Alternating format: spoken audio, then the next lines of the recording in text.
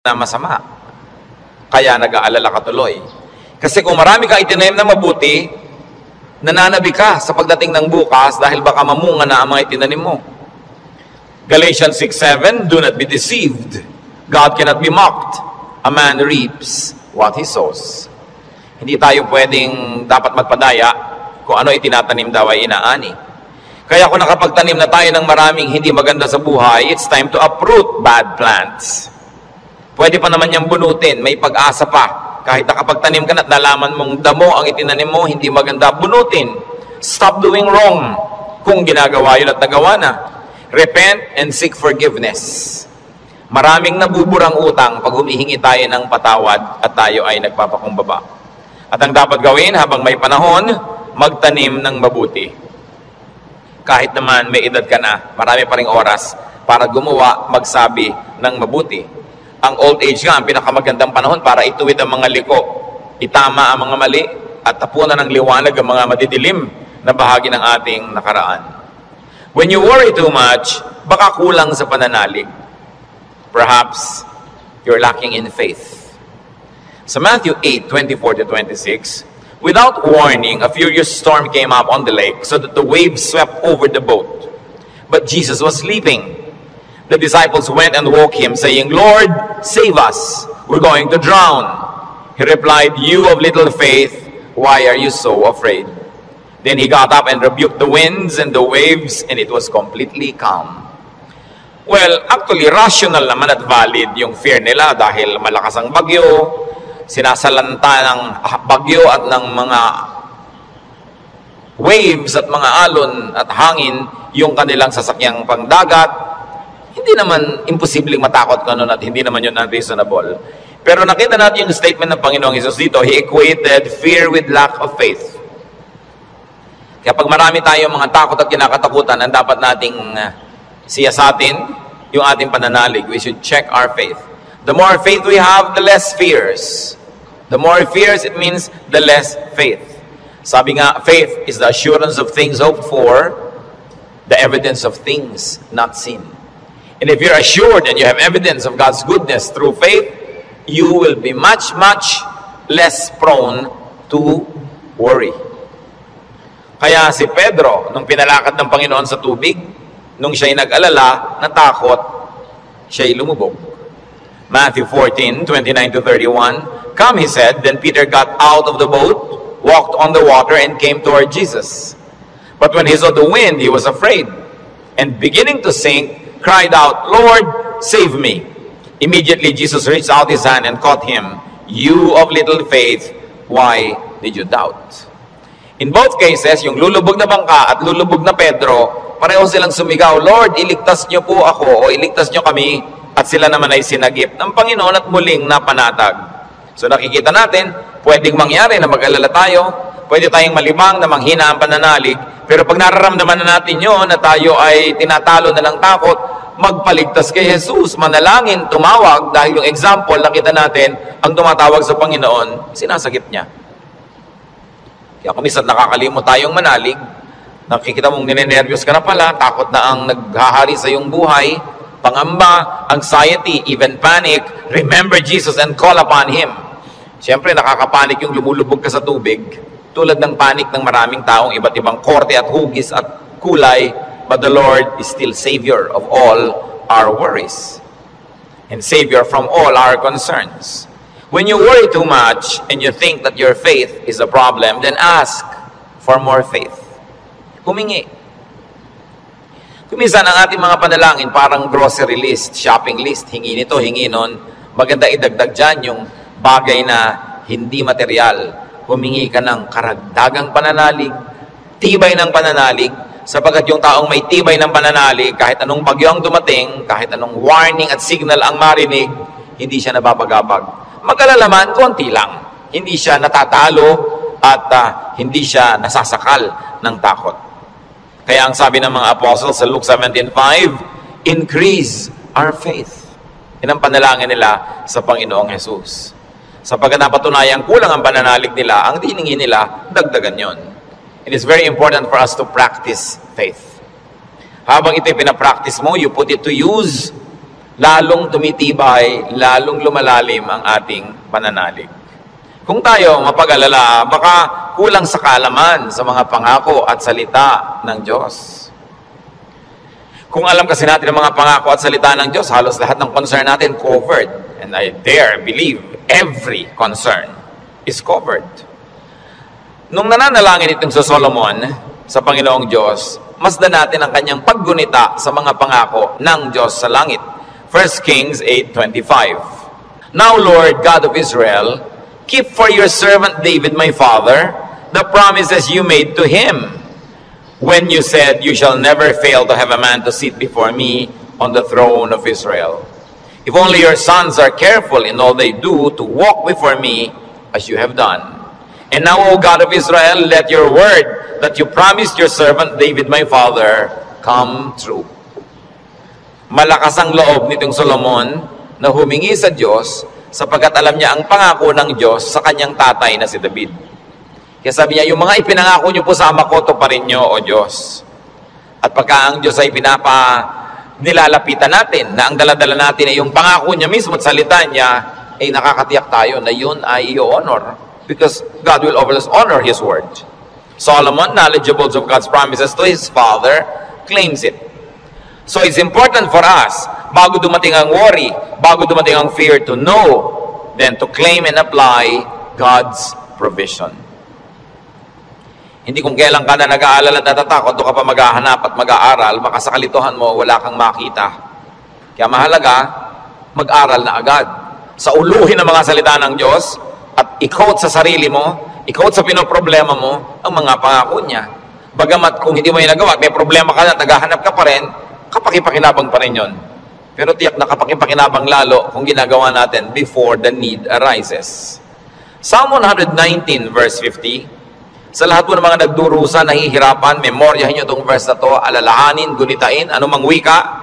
My comfort in my suffering is this: your promise preserves my life. 5 very big words here. Suffering. Namnamin natin ang Psalm 119:50, sabi, my comfort is my suffering. So unang-una, suffering. Pagka atin pong inalala yan, there is suffering. We all go through suffering. Pero sabi niya, my comfort in my suffering. Bawat suffering, bawat pagdurusa, may kakambal na ginhawa. May kakambal na pampalubag loob, pampalakas ng loob. Sa niya, my comfort in my suffering is this: your promise preserves my life. So, ang pangako ng Diyos, ang ginhawa ng mga nahihirapan, at ang salita ng Diyos ang nagpapalawig, nagpapahaba ng buhay ng tao, kaya napakahalaga na alam niya ang mga pangako ng Diyos. Kung alam natin ang mga dealings ng Panginoon sa mga taong ang buhay ay nasa Biblia, nakita natin ang mga pinayagan ng Panginoon na hirap, at kung paano sa kahalos kaduluduluhan ay biglang darating ang rescue, biglang darating ang tulong, dahil mayroong dahilan ang Diyos. At ngayon, hindi lang nailigtas yung mga tao na yon, nagiging huwaran pa natin na maging tularan natin sila, ang kanilang pananalig at ang kanilang pagkapit sa Diyos, lalo't lalo may mamabigat na mga suliranin. Psalm 119:116, sustain me according to your promise, and I will live. Do not let my hopes be dashed. So, sabing ganun, hawakan mo ako, akayin mo ako, patuloy mo akong buhayin ayon sa iyong pangako. At siguradong ako'y patuloy na mabubuhay. Huwag mo akong hayaang mawalan ng pag-asa. Maraming magagandang pangako ang Diyos. Dapat alam natin. When you worry too much, baka kulang din sa panalangin. James 5:13, is any one of you in trouble? He should pray. Nakita nyo yung simple, mabisa, makapangyarihang solusyon pag ang tao may trouble? He should pray. Unang-una, prayer can change the situation. And even if prayer doesn't change the situation, praying will change your heart. Kaya hindi pwedeng yung prayer walang pakinabang.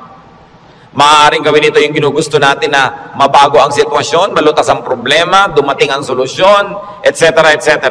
O kaya hindi man ganon, nabago naman ang pananaw natin, nabago ang ating pag-iisip, ganun pa rin ang bunga, tumahimik ka. Ang mahalaga naman sa tao, yung payapa siya eh. Yung tahimik ka kahit may problema, kahit nga hindi masolve yan, tahimik ka pa rin. Daig mo pa yung nasolve yung problema, pero magulo pa rin siya ang isip niya. Kaya ang mahalaga yung kalooban. At napaka-importante nito mga kapatid, tandaan natin, hindi ninyo kayang kontrolin ang mundo. Hindi ninyo kayang kontrolin ang global warming. Hindi nyo kayang kontrolin ang earthquakes. Hindi nyo kayang kontrolin ang mga political turmoils. Hindi nyo kayang kontrolin na maging sakit. Pero kaya yon ng Diyos. Kaya pag ipinapanalangin mo at inilalapit, ang laki-laki ng nagiging inhawa mo dahil alam mong alam yun ng Diyos. At kung gusto niyang baguhin yon, sinong makakapigil sa Kanya? At kung hindi niya binabago, meron siyang magandang dahilan. Manalig ka na maganda ang kanyang dahilan kahit kung minsan hindi naabot ang iyong isip. Pero eto pa, kung hindi mo makontrol ang mga bagay na yan at hindi kinontrol ng Diyos para sa kagustuhan mo, meron ka pang pwedeng kontrolin, kapatid, yung kalooban mo. Pag pinili mong manalig, pinili mong sumamba, at pinili mong pumanatag sa salita ng Diyos, hindi ka tatablan ng pinoproblema mo. Kaya laging kapaki-pakinabang ang pananalangin. So you always pray and pray and pray. Yung madalanginin, malayo yan sa pag-aalala. Lalo't ang pananalangin ay punong-puno ng pasalamat. Kasi kung nananalangin ka ng nagpapasalamat, oo nga naman, naaalala mo unti-unti na ang dami ng mga maganda sa buhay na dapat ipagpasalamat. Nababalanse ang iyong alalahanin at natutuwa ka pa kung lumaon. Ngayon, maraming ganito mga kapatid. Sobrang nag-aalala, matatakotin, nerbyoso, dahil kulang lang sa saya. Kulang sa libangan o sa sarap sa buhay. Napakahalaga na ang tao ay may saya, may libangan, at may sarap ng buhay. Kaya marami mga tao naghahanap ng aliw. Kung bakit marami naman sa atin, kahit nakakaranas tayo ng hirap, nagiging judgmental tayo sa mga nag-aaliw. Ano naman ang sama sa mag-aliw? Kung hindi mo ninanakaw ang iyong aliw, wala kang pinapatay, wala kang ginagawa ng masama. Kaya pag tumatanda na ang tao, marami dyan nagkakaroon ng diversyon. Alam nyo, yung may diversyon, napakalaking blessing yan. Kasi ang daming alalahanin. Pag tumatanda ka na, nararamdaman mo na yung mga kasukasuan mo, ayaw na masyadong tumiklop o bumuka ang mga tuhod mo at mga braso. Nararamdaman mo ng mahihiluhin ka, halimbawa, lumalabo ang iyong mata, dumadami ang iyong mga sakit, at kumukonti usually ang iyong pera. Bihira naman yung papayaman, papadami pera, no? Kadalasan ay papaubos, nawawala ng hanap buhay, nagre-retire. Tapos ang mga mahal mo sa buhay na uubos na.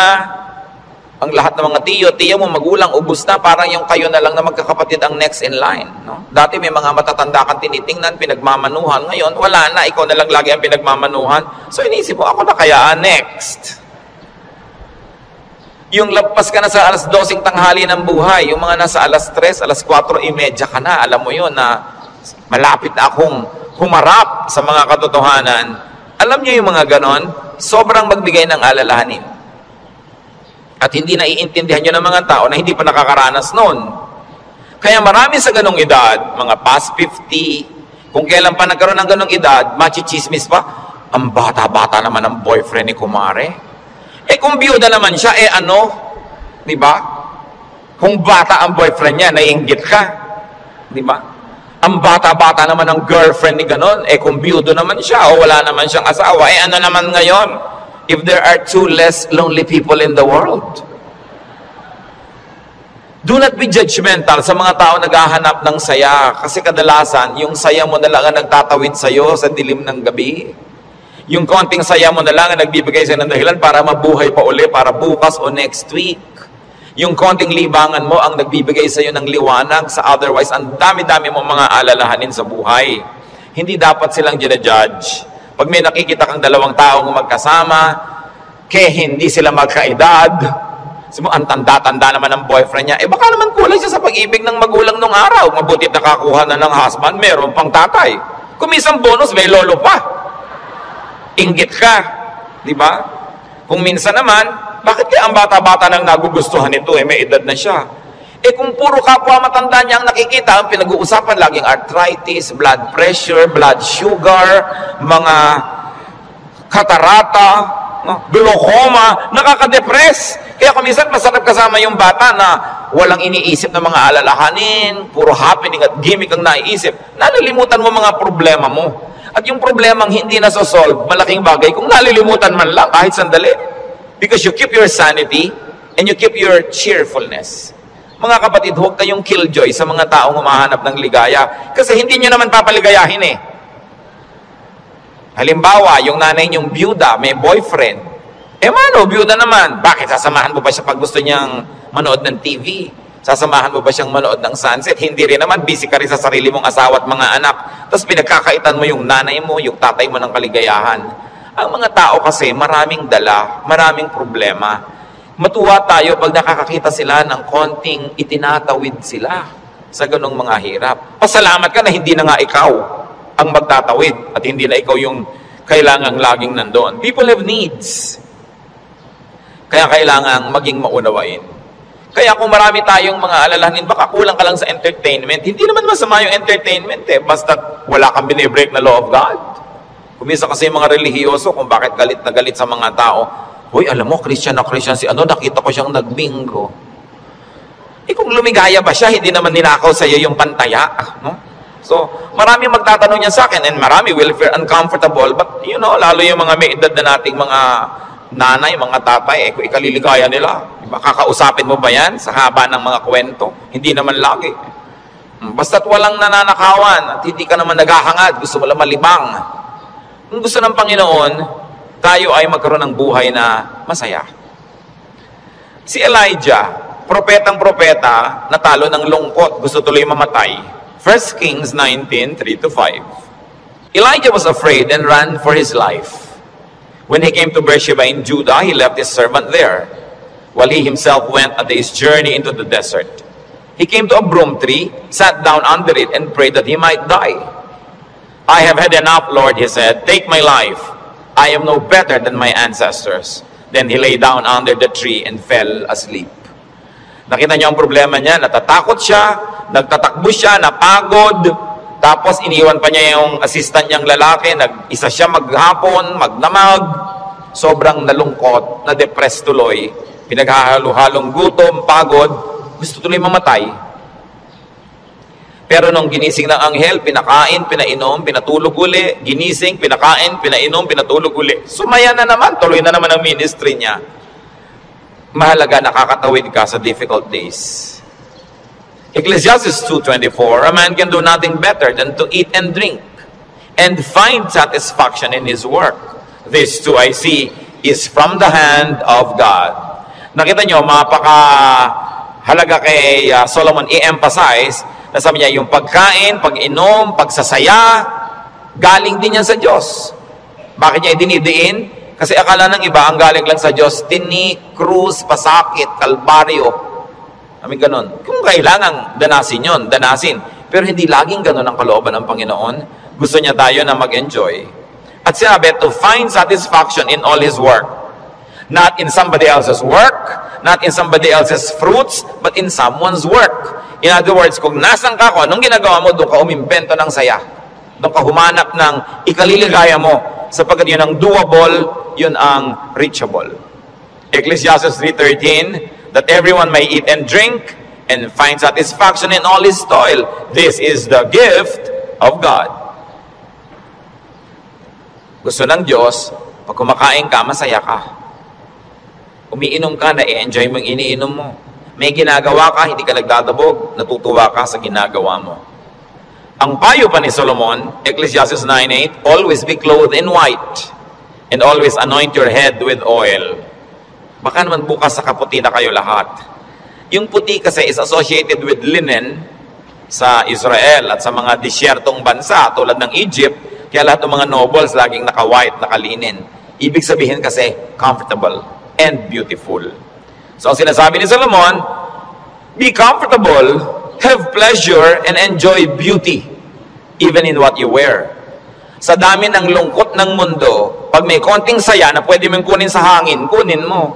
Pag may konting kaligayahan, kunin mo. Kasi maraming kalungkutan na hindi mo pwedeng iwasan. Mabuti na yung marami kang deposit sa alkansya ng saya Para pag may panahon ng pagdurusa, may madukot kang saya, pampalakas sa mga araw na malungkot ka. Kaya kung may pagkakataong sumaya, magpakasaya ka. May pagkakataong gandahan ng environment, gandahan mo kasi kung minsan napipilitan kang tumingin sa hindi maganda. Meron kang pagkakataong guminhawa, pag ginhawahin mo. Kasi maraming beses hindi ka maginhawa at wala kang magagawa tungkol doon. So buti na yung marami kang pabaon sa sarili mo na saya, tawa, kagandahan, para pagka panahon ng tagsalat, meron kang panggagalingan ng lakas. Surround yourself with what is beautiful and pleasurable and comfortable. Sabi nga ni Balagtas, sapagkat ang mundo'y bayan ng hinagpis, mamamaya'y sukat tibayan ang dibdib. At ang isa sa mga pagpapatibay niyan, whenever you can be happy, be happy. So that when sadness that cannot be avoided comes, then you are well equipped. Because yung balance mo, kahit ma-withdrawhan ng lungkot, yung sayang nakatago, ang balance mo, marami pa rin sayang natira. Kaya ministry natin, mga kapatid, na magpasaya rin sa isa't isa. Hindi magpalungkot. Hindi may nagsasaya, maiinis ka. May nagkakakanta ng I did it my way, babarilin mo. Hayaan mo siya magkakanta. Alam mo ba kung anong problema niya sa buhay? Baka kailangan niya ang kidney transplant. Baka yung asawa niya may cancer. Baka ang mga anak niya walang pangmatrikula. At gusto na niyang tumalon sa ilog na walang tubig dahil El Nino. Kaya ang laki ng problema. Tatalo ka sa ilog, di ka malulunod. So malaking problema yun. So kumanta na lang siya ng I did it my way kahit wala sa tono. Babarilin mo pa. Surviving na nga yung tao. Marami sa atin, they're just trying to survive. Kung minsan nagdadamit ng akala mo payaso o Santa Claus o snowman, hindi mo siya maintindihan. Pero kung nagpapaligaya pa sa kanya, hindi naman ninakaw sa iyo yung suit niya, anong pakim mo? Hayaan mo siya, masaya siya. Hindi natin dapat ginadjudge yung kapwa according to our standard. Ako, hindi ko isusuot yan. Siguro, kontento ka sa buhay mo ngayon, masaya ka. Baka may hinahanap siyang ligaya na hindi mo naman ibibigay. Ano ngayon kung gano'n na suot niya? Mahalaga sa spiritualidad, ang tunay na spiritualidad, ang bunga niyan, mga kapatid, kabaitan sa kapwa. Kung hindi ka mabait, kahit sa ulo mo yung buong Biblia, sayang lang. Para ano? When you worry too much, baka sobra ka ng pakikinig sa balita. Bad news. Yung makinig sa balita, manood ng primetime TV, garantisado, lulungkot ka. Kung hindi ka naman mawala ng ganang kumain dahil oras ng hapunan. Babae, tinadtad, sinigan, inilagay sa drum, inilagay ng semento, hinulog sa dagat. Gusto niyo bang panghimagas yan sa inyong paghahapunan? O kaya appetizer, kung late kayo wala kayong mapapala kapapanood yan. Hindi niyo naman kailangan malaman. Nananakot lang para bumenta. Siyempre, because bad news is good news in journalism. Ibig sabihin, papansinin ng tao. Pag nagpapakinig ka sa mga El Nino, La Nina na yan, mga earthquake, takot ang aabutin mo. May magagawa ka ba dyan? Ikaw ba si Bernardo Carpio? Sige, pigilan mo ang paggalaw ng lupa para huwag lumindol. Kaya mo ba yan? So yan ang mga takot na hindi mo naman kailangang entertainin. Kasi wala ka naman magagawa tungkol dyan. Kaya manalangin ka. Yan sabi, pray, pray, pray. Siyempre, marami pang nananakot ay padami na ng padami ang tao sa mundo. Actually, pag nag-aeroplano kayo, makikita nyo, ang dami pang lupang walang laman eh. Nagkakagulo lang yung mga tao sa mga bayan-bayan at crossing. Pero ang dami pang maluwag. Napakarami ka lang siksikan kasi because of the imbalance ng economy. Natatakot ang mga tao na mauubos sa daw ang langis. Actually, mga daang taon pa yan bago maubos. At hindi pa nga nauubos, nakaka-invento na ang tao ng mga bagong alternative sources of energy. Ang tao kasi fearfully and wonderfully made by God. We were made wonderfully. People will find a way as life finds a way. Sabi niyo ba, papangit na ang buhay? Hindi totoo yun. Tingnan nyo lang ang cellphone na hawak nyo o nasa bag nyo, malalaman nyo umasenso ang buhay. Nung araw, mayayaman lang ang mga may telepono. Yung halos gumapang ka sa lupa, kumatok, pwede po bang makitawag, Mrs. Cruz? Ibigin tayo sa katotohanan na walang kwenta ang maruming ilog. Yung dating maruming ilog sa Singapore, ngayon, ang linis-linis na, ang dami na uling isda. Ganon din naman sa Stockholm, sa Sweden. Sa gitna ng city, ang linis ng ilog, may mga nangingisda at kinakain nila yung isda. Dati daw yung parang Pasig. In other words, ang tao kasi natututo. Matututo. Mag-a-adjust tayo eh. Nagkakaroon ng maraming research sa siyensya. Hindi ba kahit nga ngayon 10, mukhang 30? Napapahaba ang kabataan para mag-enjoy pa ng maraming bagay. Yung mga kulot ngayon, gusto mo tuwid ang buhok mo, bukas tuwid. Gusto mo kulot ulit next week, kulot. Maraming nagagawa ang tao. Ang pagkain, nung araw nga, bago ka makakain ng palitaw, kailan magigiling ka pa ng malagkit, mga 3 oras mong ginigiling-giling sa bato. Ngayon, punta ka sa Via Mare, mamimili ka ng lahat. Parang piyesta araw-araw. Maraming tao nung araw, pagka piyesta lang nakakakain ng lechon. O kaya ng karne. Kasi, hindi naman available. Pero ngayon, pipiliin mo pa. Puro leg ba? Puro likod? Puro napipili. Ang trend ng buhay, pag tinan nyo mga kapatid, papaganda. Huwag kayo nawawala ng pag-asa at huwag kayo nagpapalungkot dyan. Kasi God is in control. Ngayon, pag nagpapapakinig kayo din sa mga prophet of doom, sa sobrang prophecy, lulungkot din kayo. Diba? Ang alam natin, ang ending ng lahat ng prophecy, darating ang Diyos, o babalik tayo sa Diyos, o alam mo nang mauna doon, yung pa rin ang tunay na ending. No matter what the detail. Kaya ng ating dapat bigyan ng pansin. We romance the past too much. Laging the good old days, the good old days. Sabi ni Solomon sa Ecclesiastes 7:10, do not say, why were the old days better than these? For it is not wise to ask such questions. Huwag kayong magdrama-drama, lagi yung hinahanap yung kahapon ng araw. Yung nung araw, nasasakay ka halimbawa sa bus, talagang yung buhok mo hinilan na ng lahat ng hangin bago ka makarating sa Maynila. Yung the good old days ba yun? Na para ka magkaroon ng ice cream, gagawa ka?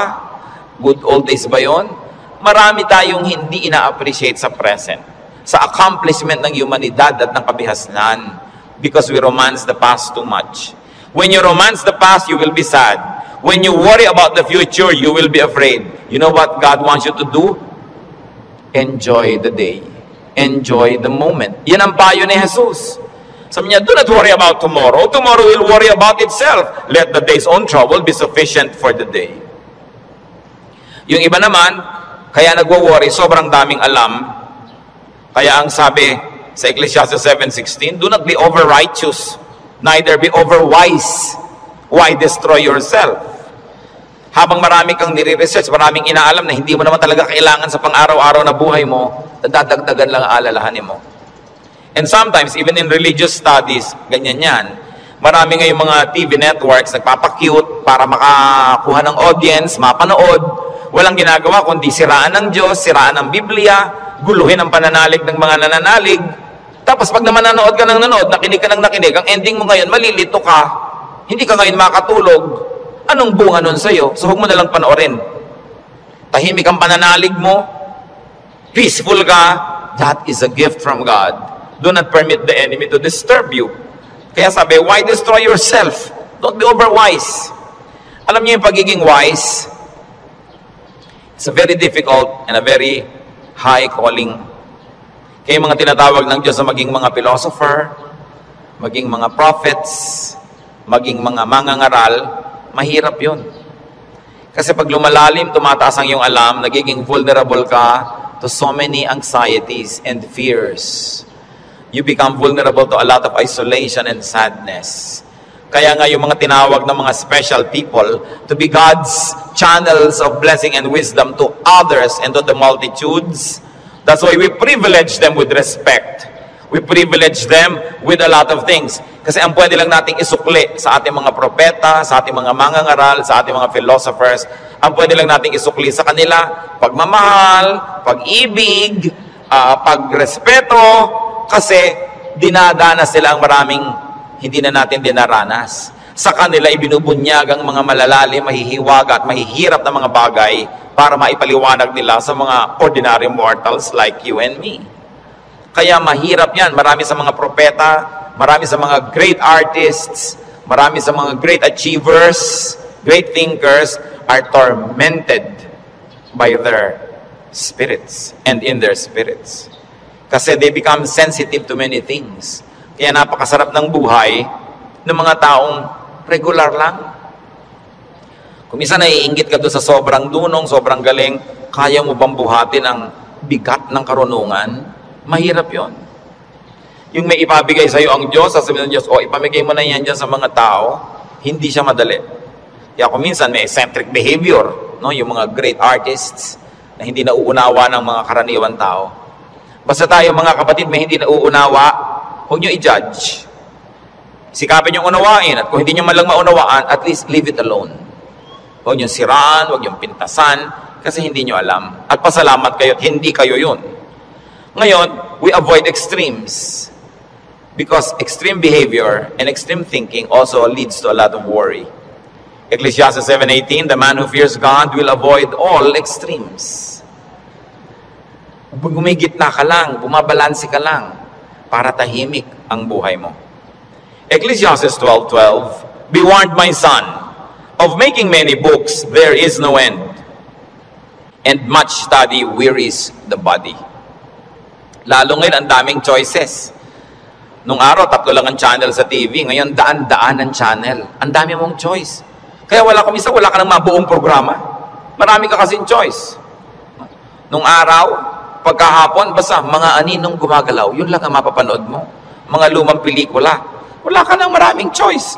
Kuminsan, tahimik pa yun eh. Umorder ka sa restaurant ng tea. Nung araw, pag umorder ka ng cha, etong cha. Ano pong tea? Ang daming tea. Alam niyo, mahigit 100 yung papapiliin sa inyong waitress. Pagkatapos papapiliin ka pa kung hot o cold. Tapos papipiliin ka pa kung natural o ganito. May sugar o without. Pag may sugar, natural sugar, coco sugar. Ang dami pang sugar. Huwag na nga, tubig na lang. Ang daming choices ng pati ng soft drinks. Gumugulo tuloy. Bakit natin ito binabanggit? Mga kapatid, kung tahimik na ang inyong kalooban sa pananalig niyo sa Panginoon, huwag niyo nang guluhin ng kung ano-ano pa mga ideya.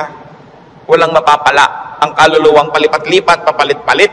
Sabi ni Solomon, tigilan niyo na yung kababasa sobra.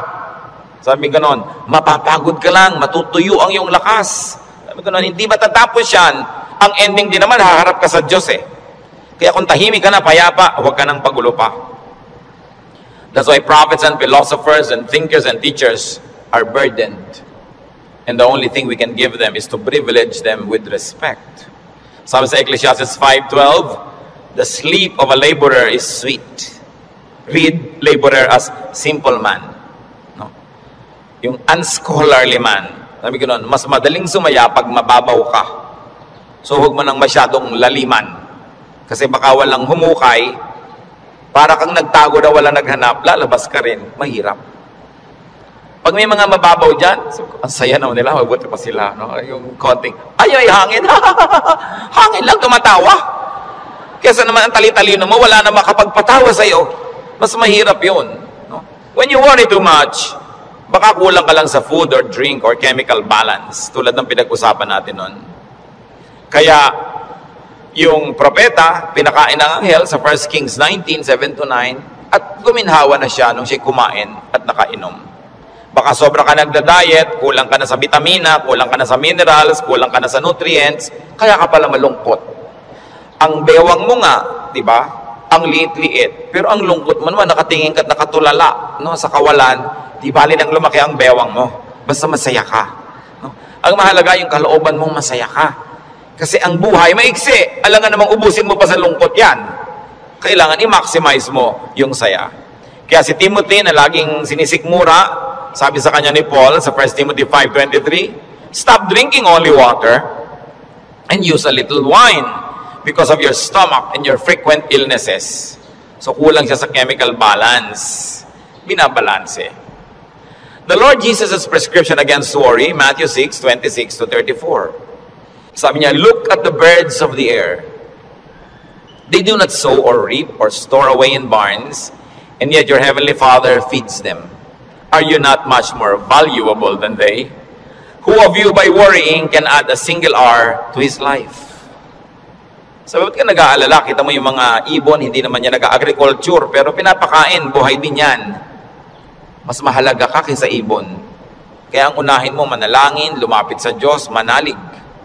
Tapos marami ka pang ibang alalahanin, etc., etc. Kaya sa verses 26-34 ng Matthew 6, sabi ng Panginoong Jesus, and why do you worry about clothes? See how the lilies of the field grow. They do not labor or spin. Yet I tell you that not even Solomon in all his splendor was dressed like one of these. And if that is how God clothes the grass of the field, which is here today and tomorrow is thrown into the fire, will he not much more clothe you, O you of little faith? Sabi, ba't ka nag-aalala kung ano isusuot mo? Mga little things pa yan. Kasi yung David dyan, symbolic of all other things. Food and drink, symbolic of all our needs. Plus, what to wear. Sabi niya, nakita mo yung mga damo, hindi naman gumagawa ng tela yan, hindi yan naggagawa ng damit, pero kahit si Solomon sa kanyang kayamanan, hindi nakapagbihis tulad ng magagarang damo na yan. At kung yung mga damo na buhay ngayon, bukas ay tuyot na at sisiga na lang, ay dinadamitan ng Diyos ng maganda, ikaw pa kaya ang pabayaan ng Diyos?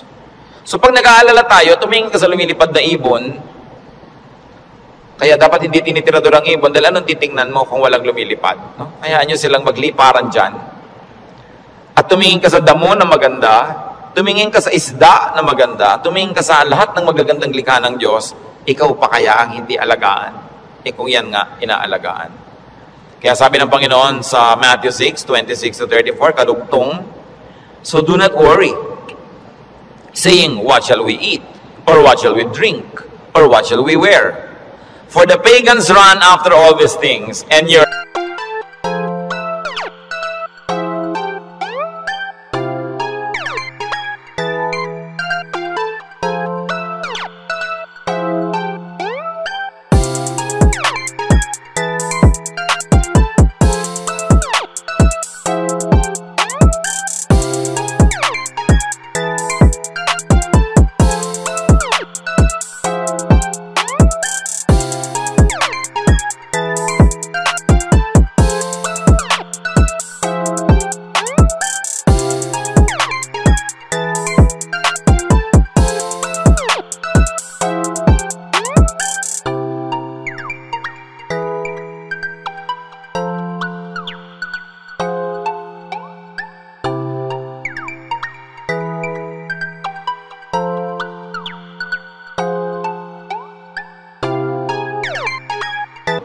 yung mga earthquake na yan, noon pa yan, unang panahon pa. Hindi na yan bago. Sabi sa Ecclesiastes 1:9-10, what has been, will be again. And what has been done, will be done again. There is nothing new under the sun. Alam na yan ng Diyos.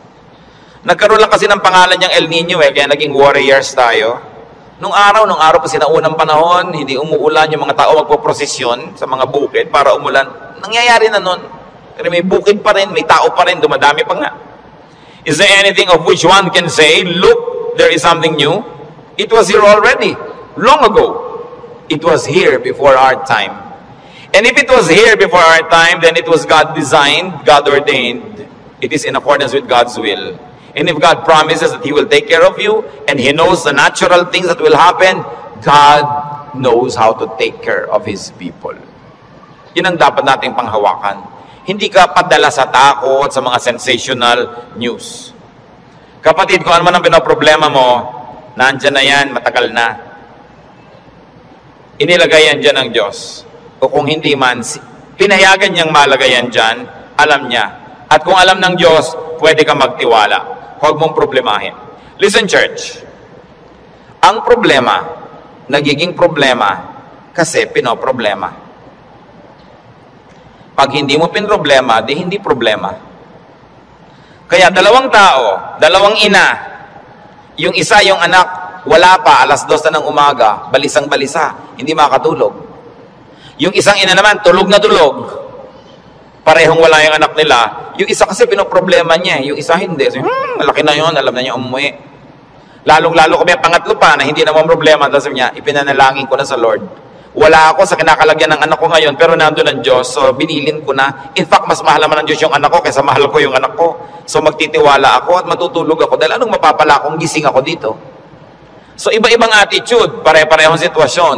Your attitude will shape your lifestyle. Ganon yun. Kung minsan, merong mga asawa na hindi na halos pansinin ng asawa nila, laging wala. Merong mga nag-aalala, bakit siya laging wala, etc. etc. Meron mga, ay salamat, wala siya. Marami akong magagawa ngayon, walang abala. Nasa sayo yan, kung anong gagawin mo sa buhay mo. Pero hanggang hindi mo pinoproblema ang isang bagay, hindi yun problema. Ngayon iniisip mo, ano kaya, Pastor, ano magagayari po pag natunaw lahat ng mga yelo sa North Pole? Lumayas ka sa harap ko, hindi ko alam. Bakit mo ipapaproblema sa akin ng mga yelo sa North Pole? Diba? Pero natin po problemahin yan. Magdasal ka, kahit alam ko na kasi lumubog ang buong mundo eh. Gusto ng Lord na lumutang sila Noah, lumutang. Di lumapit ka sa Diyos para kahit lumubog, lumutang ka. Bakit mo pa problemahin yung buong yelo, buong Antarctica?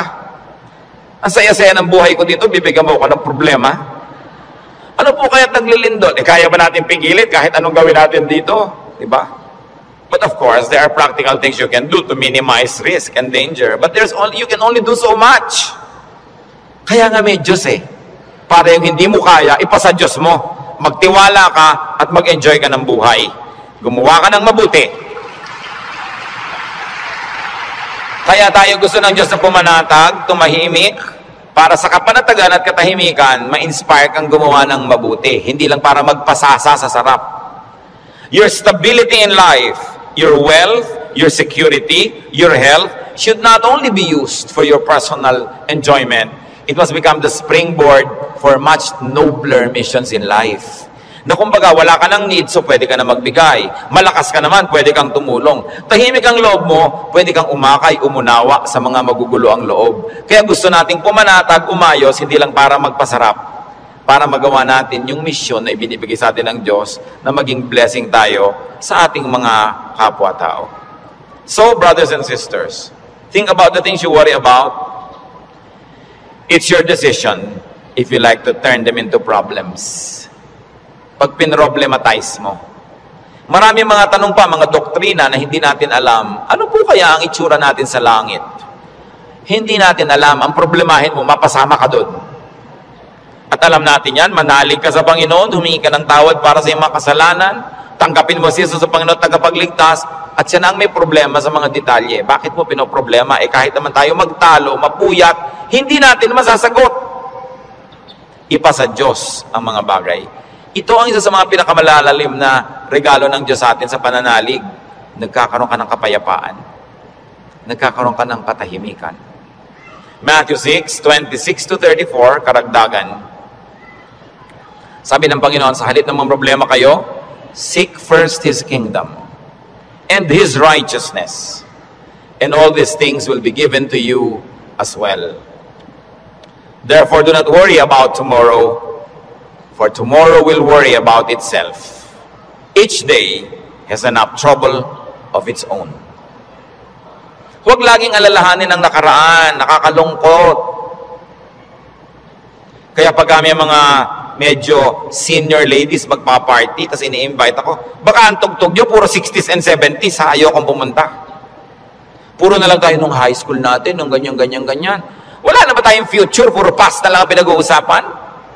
Kaya kung minsan nakakatamad na rin umaten ng mga high school reunion, walang pinag-uusapan ko din nakaraan. Mahalaga ang tao, engaged niya yung today, hopeful siya about tomorrow, may mga plans siya pinag-uusapan, hindi puro past, hindi puro lungkot. Kasi sayang ang isang araw na inubos mo sa lungkot, pwede mo namang pasayahin. Okay, maganda rin naman kung minsan makinig ng mga lumang tugtog, mag-alala ng kahapon, pero huwag sobra. Because when you romance the past, you will be sad.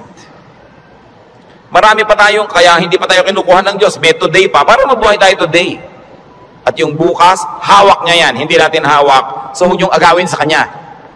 Kaya nagiging mabigat, inaagaw niyo sa Diyos yung pagbuhat sa past. Pero yung today, kayang-kaya nating hawakan sa tulong ng Diyos. Kasi ibinibigay niya sa atin yung today. So sabi niya, ang alalahanin mo lang yung today. May maiinom pa po kaya tayo, Pastor, sa 2020? Ang layo pa nun.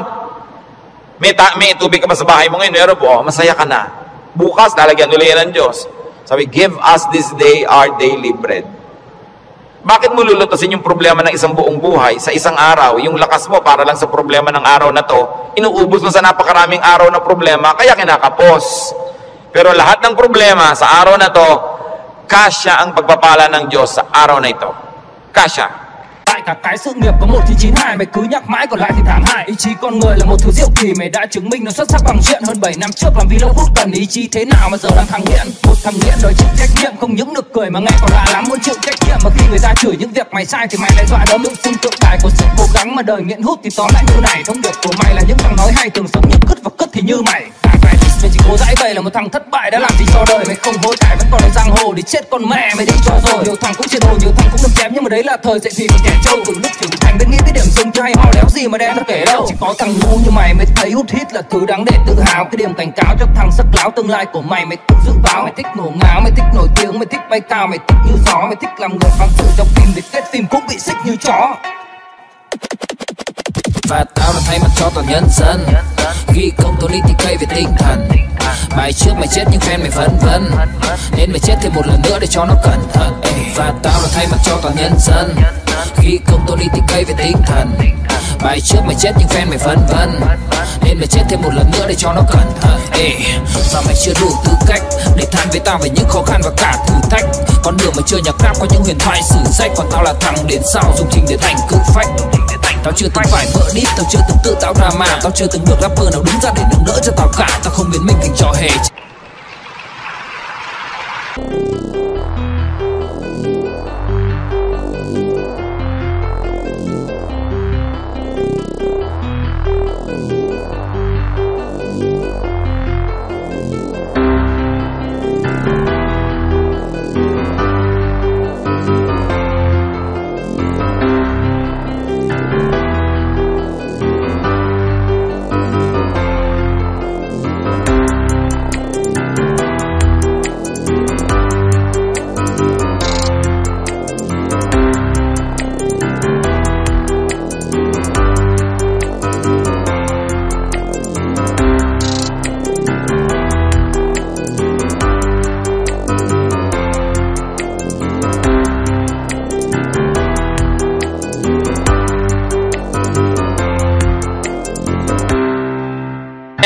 Ang tagal mo pinaghahandaan, tapos sandali lang natapos, sasabi, ay, tapos na.